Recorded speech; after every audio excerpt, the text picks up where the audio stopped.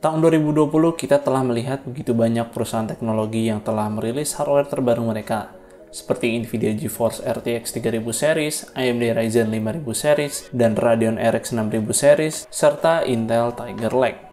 Semua hardware terbaru tersebut telah menggunakan fabrikasi terkini seperti Nvidia dengan 8 nanometer, AMD dengan 7 nanometer, dan bahkan Intel sudah menggunakan 10 nanometer mereka. Tapi berbeda cerita untuk prosesor desktop Intel terbaru dengan codename Rocket Lake, nampaknya masih tetap menggunakan fabrikasi 14 nanometer yang diperkirakan rilis tahun 2021 nanti. Jadi kenapa kita masih ketemu dengan produk 14 nanometer dari Intel? Sebelum kalian mendang-mending, gue membuat video ini bukan untuk menjelek-jelekan Intel, melainkan gue ingin mengajak kalian untuk bersama-sama menelaah apa yang sebenarnya terjadi dengan Intel di balik 14 nanometer mereka. Sebenarnya mau itu 8, 7, atau bahkan 5, belum tentu itu lebih baik secara keseluruhan. Tetapi pastinya semakin kecil fabrikasi, maka efisiensi akan semakin baik. Maka dari itu kita telah melihat Intel 10 Gen dengan Ryzen 3000 series bertarung dengan cukup kompetitif, padahal Ryzen 3000 series sudah menggunakan fabrikasi 7 nanometer dibandingkan Intel yang masih 14 nanometer. Tetapi tidak membuat Intel 10 Gen 2 kali lipat lebih lambat dari Ryzen 3000 series secara performa kan? Karena masih banyak faktor pendukung lainnya selain fabrikasi yang lebih kecil. Walaupun begitu, tentunya AMD Ryzen 3000 series bisa mendapatkan efisiensi yang jauh lebih baik berkat fabrikasi yang digunakan. Jika kompetitor Intel terus mengecilkan fabrikasinya, kenapa Intel masih nggak bisa move on dari 14 nanometer?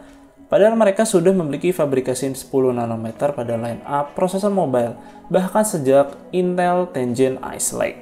Kenapa pada prosesor desktop tidak menggunakan fabrikasi yang sama? Intel secara roadmap harusnya sudah merilis prosesor 10 nanometer mereka pada tahun 2016. Yang sayangnya hal tersebut tidak pernah terjadi dan terus dipukul mundur sehingga mereka tetap menggunakan 14 nanometer mereka untuk produk prosesornya. Sebenarnya Intel 10 Gen Ice Lake bukanlah prosesor pertama yang menggunakan 10 nanometer.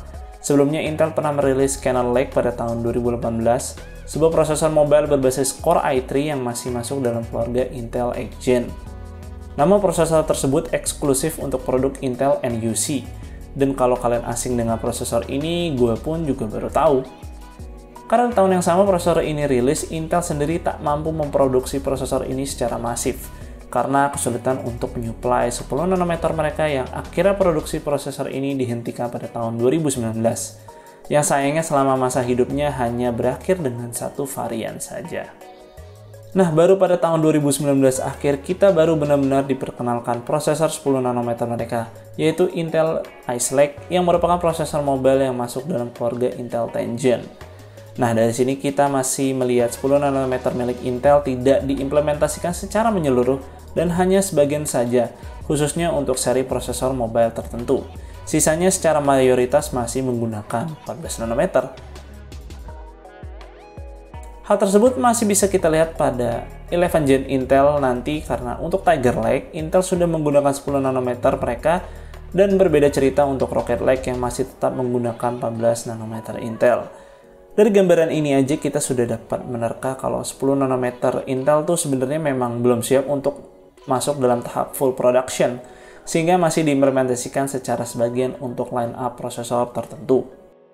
Intel tidak seperti perusahaan teknologi lainnya mengandalkan pihak ketiga untuk produksi silikon mereka, seperti Nvidia yang cukup lama mengandalkan TSMC yang kemudian saat ini sudah beralih ke Samsung.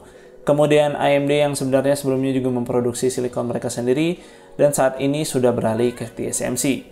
Intel sendiri memproduksi silikon mereka sendiri secara internal selama bertahun-tahun.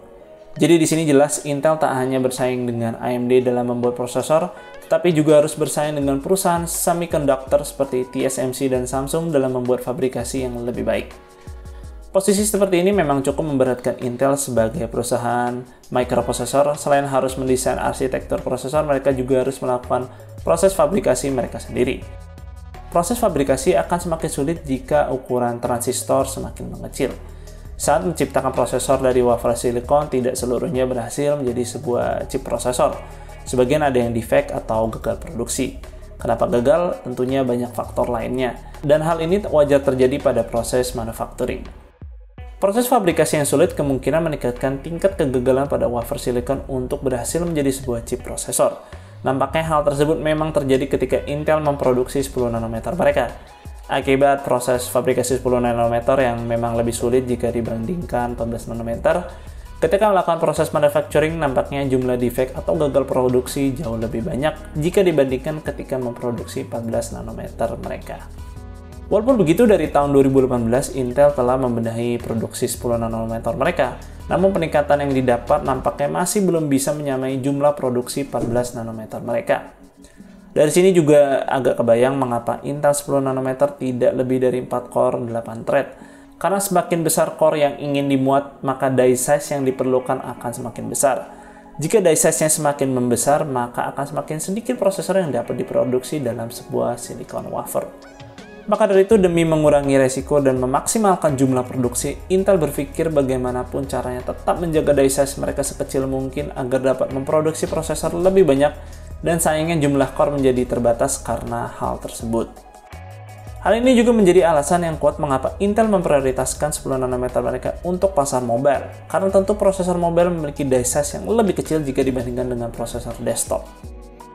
Sebenarnya 14, 10, 8, 7 nanometer hanyalah angka jika tidak memiliki peningkatan node density yang signifikan. Nah, Intel membuktikan kalau mereka memiliki node density yang lebih tinggi jika dibandingkan kompetitor mereka pada fabrikasi yang sama. Node density merupakan seberapa banyak transistor yang dapat dimuat per milimeternya. Karena memang itulah tujuan utama dari mengecilkan proses fabrikasi agar dapat memuat lebih banyak transistor. Dari sini bisa dilihat kalau per milimeternya bisa memuat hingga milian atau jutaan transistor. Maka dari itu kita sekarang nggak heran bisa melihat sebuah chip prosesor bisa memuat lebih dari 1 billion atau 1 miliar transistor. Tentu semakin baik jika bisa memuat transistor yang lebih banyak pada luas yang sama. Dengan begitu, ukuran chip atau lebih dikenal dengan die size dapat diperkecil sehingga akan semakin banyak prosesor yang dapat diproduksi dalam sebuah silicon wafer. Besar kemungkinan dengan node density yang lebih tinggi membuat proses fabrikasi 10 nanometer Intel jauh lebih kompleks jika dibandingkan dengan 7 nanometer milik TSMC maupun 8 nanometer milik Samsung. Maka dari itu sebabnya mereka bisa memproduksi fabrikasi baru yang lebih cepat jika dibandingkan dengan Intel. Mengapa Intel rela dan tetap bertahan untuk terus memproduksi silikon mereka sendiri? Semua tentu demi margin profit yang maksimal. Intel sendiri sebenarnya sudah membuktikan kalau prosesor Tiger Lake mereka yang berbasis 10 nanometer benar-benar memiliki IPC yang cukup baik, terlihat dari performa single thread yang cukup mengesankan. Namun tetap saja tentunya akan lebih baik jika Intel menunjukkan full potensial dari chip 10 nanometer mereka. Performa seperti apa yang bisa diraih Intel jika memiliki lebih dari 4 core? Belum ada informasi yang lebih jelas apakah Intel dapat benar-benar bisa move on dari 14 nanometer pada tahun 2021 nanti. Dan apakah untuk generasi setelahnya sudah full menggunakan 10 nanometer mereka atau belum?